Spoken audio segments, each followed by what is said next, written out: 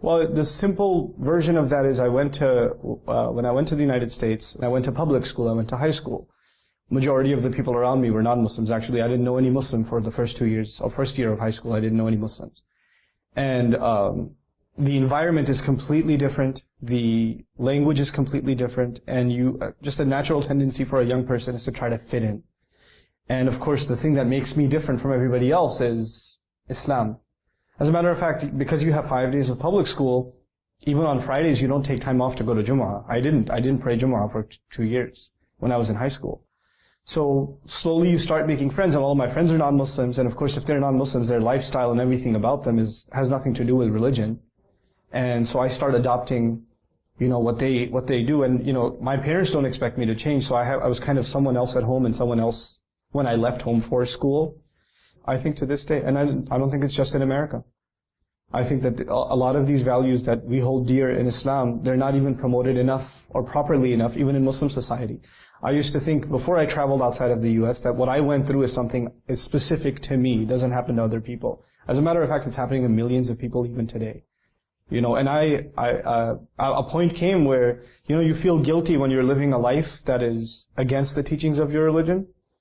And you nobody likes to feel guilty. So eventually you have to decide, either you're going to accept a religion, or you don't want to feel guilty anymore, and you just get rid of the thing that makes you feel guilty. Just kill your conscience and just do what you want to do. And that's the road I chose to take at one point. It reminds me of a hadith, الْمَرْءُ عَلَى دِينِ خَلِيلِهِ فَلْيَنْظُرْ أَحَدُكُمْ مَنْ يُخَالِلُ. I was completely away from Islam, even early on in college. And I happened to meet, قَدَّرَ اللَّهُ مَا شَاءَ فَعَلَ. I just happened to meet this young person who was putting up a flyer for the Muslim Student Association. And I asked him what that was about, and I thought, if it's a Muslim Student Association, they must have the best parties, because they must get Muslims from all the countries at their parties. So I asked him, do you guys party? And he said, yeah, we party. But when I went, it was just these two guys, and they're discussing something about the Quran or something. I thought, this is not a place for me. But these guys were really nice to me. And they started spending time with me. They were giving me rides home, and slowly but surely, I still wasn't praying or anything. But one day, one of those friends, he just pulled over to pray. And I just felt bad, and I prayed just because he was there. And I just got a taste of it, and before I knew it, I was praying 5 times a day again and relearning how to pray. I didn't even remember how many rak'ah there were in Maghrib, and what do you recite, when you sit in qu'ud. I had to go through all of that over again. But I did, alhamdulillah, and I attribute it entirely, Allah made my friends a way to do that. One of the most important messages I think that benefited me, that I hope other Muslims can benefit from, is, number one, there's nobody who's hopeless. Because, if you saw me in college, and you were religious, and you just came out of Salat, and you saw me walk by in high school, you would look at me and say, Astaghfirullah al-Azim, look at these people.